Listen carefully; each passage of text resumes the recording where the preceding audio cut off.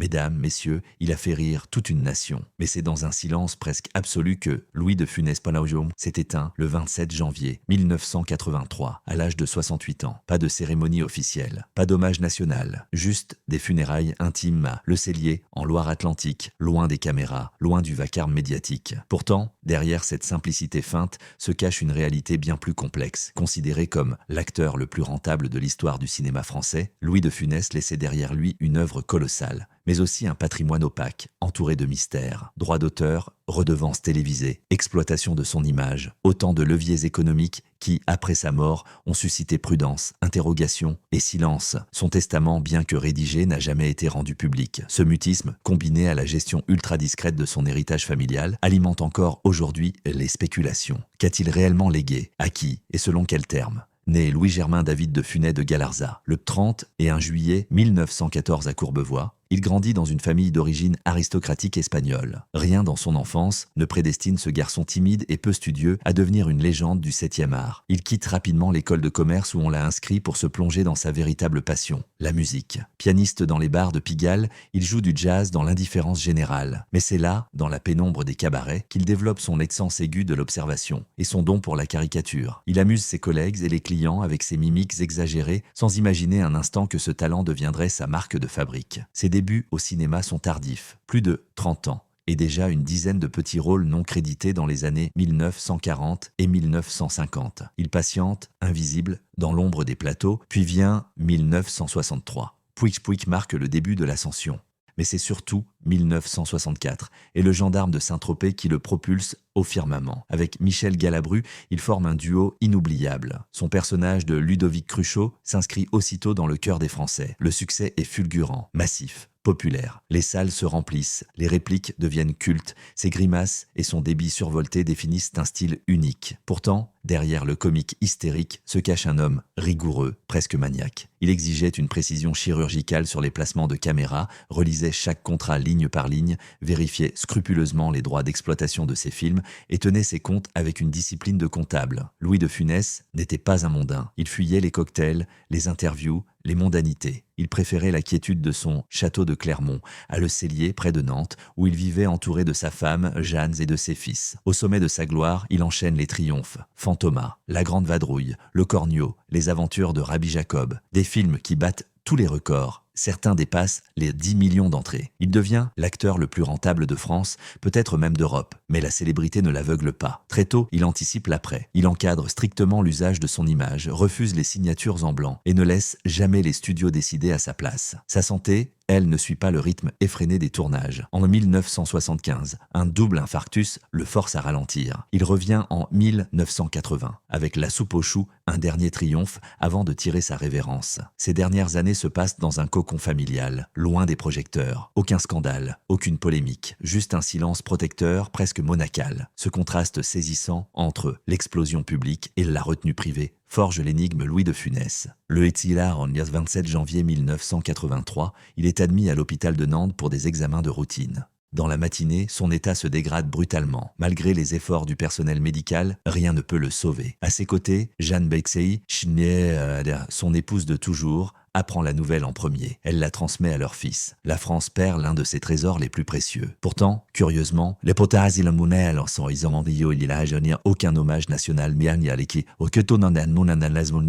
lui est rendu. Pas de discours du président de la République. Pas de minute de silence à la télévision. Pas de cortège populaire. Pour beaucoup, cette absence reste une injustice historique. Comment un homme qui a fait rire 3 générations, rassemblé des millions dans les salles obscures, peut-il disparaître dans une telle discrétion? Ses funérailles ont lieu dans la petite église de Le Cellier. Seuls les proches, quelques amis du cinéma et les habitants du village sont présents. Aucune figure politique, aucun grand nom du 7e art ne prend la parole. La famille respecte sa volonté. Un adieu sobre, intime, à l'image de sa vie privée. Mais ce choix, aussi respectable soit-il, nourrit les rumeurs. Certains y voient le reflet d'un malaise durable entre Funès et les institutions culturelles françaises, qu'il jugeait souvent élitistes, coupées du peuple. Et puis, il y a le grand silence sur son testament. Contrairement à d'autres stars de sa génération, aucune information officielle n'a jamais filtré sur la répartition de ses biens. Était-ce une stratégie, une protection familiale, ou y avait-il des zones d'ombre, des conflits latents, des clauses inavouables? À l'époque, des rumeurs circulent, contrats flous, droits mal définis, documents introuvables. Des années plus tard, certaines rediffusions ou exploitations commerciales de son image nécessiteront des négociations complexes avec des ayants droit difficiles à identifier. La famille, Jeanne,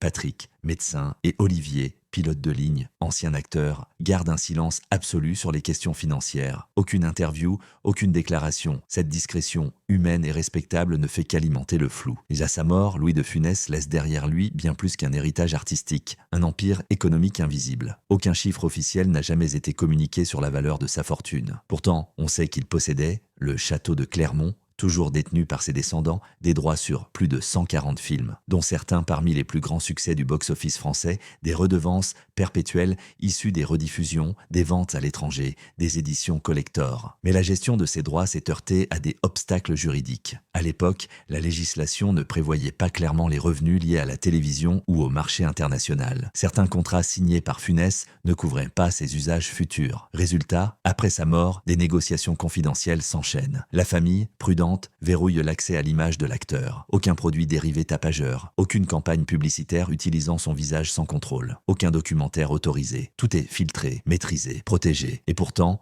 aucun conflit judiciaire n'a jamais éclaté, contrairement à d'autres successions médiatiques. Ce silence n'est pas forcément synonyme d'harmonie, mais plutôt de gestion rigoureuse, presque militaire. Près de 40 ans après sa disparition, la fortune réelle de Louis de Funès reste insaisissable. Éclatante à l'écran, ses films sont toujours diffusés, aimés, transmis, mais opaques dans les coulisses, dissimulés derrière les murs d'une discrétion familiale absolue. Ce cas soulève une question essentielle. Comment la France traite-t-elle ses légendes populaires ? Pourquoi tant de mystères autour d'un homme aussi aimé, aussi présent dans la mémoire collective? Alors que d'autres stars voient leur image surexploitée, leurs drames familiaux étalés en une, la succession de Funès reste un coffre-fort scellé. Comme si le rire qu'il offrait au monde ne devait laisser aucune trace embarrassante derrière lui. Pourtant, sa popularité ne faiblit pas. Ses films continuent de faire rire les enfants, d'émouvoir les parents, de rassembler les familles devant l'écran. Mais sa descendance, invisible. Aucune biographie approuvée. Aucun témoignage intime, rien. Est-ce pour préserver l'homme derrière le masque, pour éviter que son œuvre ne soit récupérée, déformée, marchandisée au-delà du raisonnable? Peut-être. Car Funès a longtemps été boudé par la critique parisienne, jugé trop populaire, trop vulgaire. Ce mépris intellectuel du rire populaire a laissé des traces. Dans ce contexte, le silence de sa famille peut être lu comme un acte de résistance, refuser que l'œuvre soit réduite à un simple produit de consommation. Mais cela pose aussi une question plus large. L'héritage d'un artiste aussi central appartient-il seulement à sa famille ou aussi à la nation ? Quand une œuvre devient patrimoine culturel, qui décide de sa destinée? Louis de Funès n'a jamais théorisé sa place dans l'histoire du cinéma. Pourtant, il laisse une œuvre vivante, vibrante, universelle, mais dont les coulisses restent inaccessibles. Peut-être est-ce là sa dernière mise en scène, une sortie discrète, presque invisible, mais dont l'écho ne cesse de résonner. J'ai la... 40 ans plus tard, Louis de Funès continue de faire rire, de faire pleurer, d'intriguer. Sa tombe, simple, sans épitaphe grandiloquente, trône dans le petit cimetière de Le Cellier, souvent fleuri discrètement par des admirateurs anonymes. Et pourtant, l'absence d'hommage national, le mystère autour de son testament, le flou sur l'exploitation de son image, tout cela pose une question persistante. Pourquoi un tel vide autour d'une figure aussi centrale de la culture française? Peut-être parce que Louis de Funès, dans la vie comme dans la mort, a toujours voulu garder le contrôle de son image, de son rire, de sa mémoire. Sa famille, fidèle à cette pudeur, a érigé un rempart silencieux autour de son legs. Mais ce silence nous interpelle, chers téléspectateurs. Que transmettons-nous vraiment aux générations futures? Les rires, les valeurs, ou simplement les droits d'auteur? La fortune de Louis de Funès n'est peut-être pas chiffrable, mais elle est inscrite dans chaque éclat de rire qu'il provoque encore aujourd'hui. Et vous, quand vous entendez son nom, que retenez-vous? L'acteur génial, ou l'homme que la France a laissé partir sans bruit? Là,